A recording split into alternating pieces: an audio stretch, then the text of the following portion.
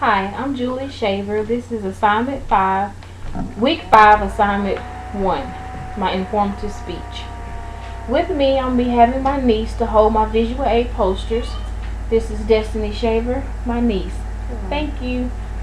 I will be doing my informative speech on marriage. What is marriage?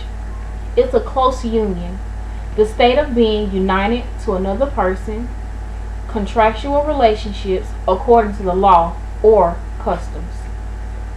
One advantage of marriage, it seems to me, is that when you fall out of love with each other, it keeps you together until maybe you fall back in love again. I think a man and a woman should choose each other for life, for the simple reason that a long life with all of its accidents, problems, situation is barely enough for a man and woman to understand each other. And in this case, to understand is to love. Think of that happy, just married couple waving to everyone as they pull off from the wedding, headed to their honeymoon. They are leaving everyone so they can cleave to one another. The problem is that many couples do not really leave for good, but just for the honeymoon. We are amazed to find couples that have been married for years and still not left. When you say home, what do you think about? And mean your parents? You haven't left. Home is your spouse, not your mom, dad, sister, or brothers. Home is your spouse. This is a 3-step process that must be followed in order. First, you leave, then you cleave, and then you can become one flesh. When marrying your spouse, you need to leave your parents, your friends, your hobbies, whatever it may be to keep you from clinging, cleaving, and whatever it is to that spouse, to one another. A husband is a servant, protector, and provider. Sometimes men don't understand what their role is, and sometimes wives don't either. They don't allow their husbands to assume the role that God laid out for them. Either way, the marriage suffers. Husbands are responsible to protect their wives from the outside world, from impurity, physical harm, and from anything that might damage your marriage. God is holding you accountable and expects you to do what you were designed for. A wife is a helper, team player, and nurturer. A helper is one perfectly matched to make a team. Note that both players are playing for the same team, are actively involved with the task at hand. Wives are supposed to submit themselves to their husbands. Many women have problems with this idea of submitting, but this is something between them and God. Your job as a wife, my job as a wife, is to allow the man to assume his role the way God intended him to, and you are to come alongside of him as the helper. It is a fact that you will have disagreements.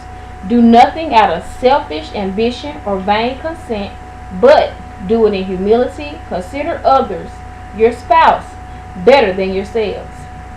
Each of you should look not only to your own interests, but also to the interests of your spouse. Work hard to agree, and when you disagree, stop and examine your motives. Happy marriages are built on trust, respect, loyalty, forgiveness, for better or for worse.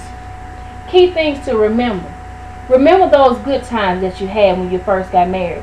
You got to show communication, listen, create rituals and family traditions, go on dates, agree on money matters early, love and respect, maintain a commitment to your marriage. Start asking the question, how did the two of you fall in love the first time? Oneness is not automatic, but the result of sharing experience, both good and bad, are a good thing. For some reason, we forget this after we get married. We must become a student of our spouse. We must learn them, study them, Do whatever it takes to know your spouse so that you won't fall out of love with each other. Learn to be quick to listen, slow to speak, and slow to anger. Think of a fire that you start while camping. Falling in love was that spark that started your fire. But if you don't know how to continue to add fuel to your love fire, it will go out no matter how hot or big it gets. Most people do not really know what it means to be in love or what the definition of love is. Many define love as a special feeling. I feel good. This is how I feel because I know I love you. Not so. True love is not a feeling, but a decision to seek the welfare of the one whom is the object of your love. Not always looking to be loved, but instead we are to love one another unselfishly. Learn to serve each other in secret. Has your spouse ever served you in secret and then you found out about it later? Will you serve your spouse? Do you serve to show them that you love them? That is what most of us do. And it's the wrong motive. How to save your marriage. Secrets to saving your marriage. Admit there's a problem. Don't blame yourself or spouse if he didn't pat you on the back because you did something special and you knew nothing about it. Communication. Tell him, baby, I did that just for you. If he can't accept it, that doesn't mean nothing. Don't blame yourself or your spouse. Not communicating is a key factor in marriage failing. You have to talk. Have faith. You need to have faith in yourself, your spouse, and your marriage. It'll pull through if that's what you really want.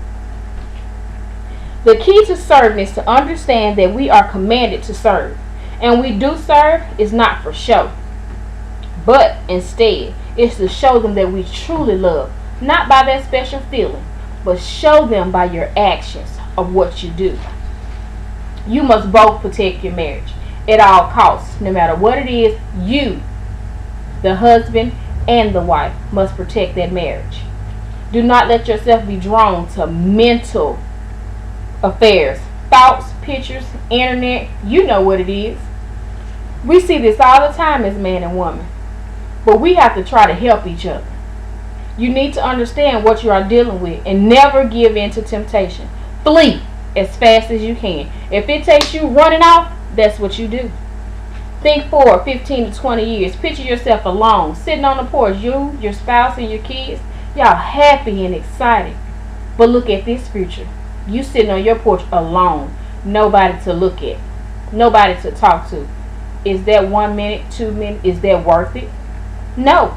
So pray for each other and hold each other accountable. Plan your money, finances, career together. If you plan it together, you both will be blessed. Plan for romance, date nights, weekend trips, and time for each other. Just the two of you. No kids, just the two of you. I don't know why, but when we get married, we tend to do that. Running to the ball games, running to this way. You busy at work, taking care of the kids. You forget about each other. It happens, but learn to plan time for you. The last three subjects are what we call rain. When rain falls, try to put that fire out, so you have to be aware of it and make provisions for it. Anger, business, fatigue, debt, and all these things of the world in general are what we consider rain. Anger is the number one barrier to communication and agreements. Here are some steps to take. Confess your anger. Restrain your response. Give up the right to be angry.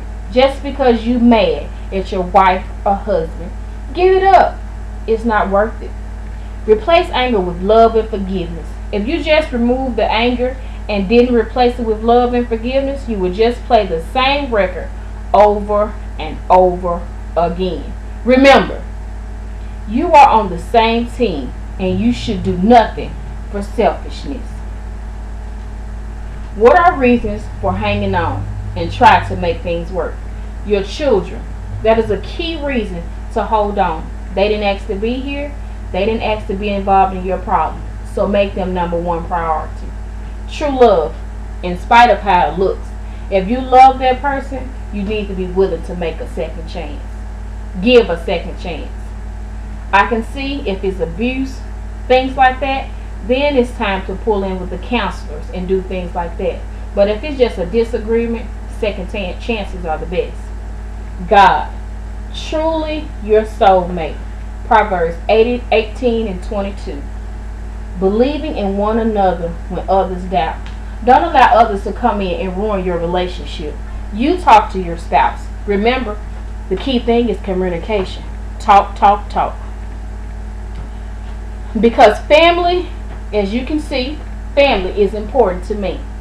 Family is a gift from God, and you need to understand what God expects you to do with this gift.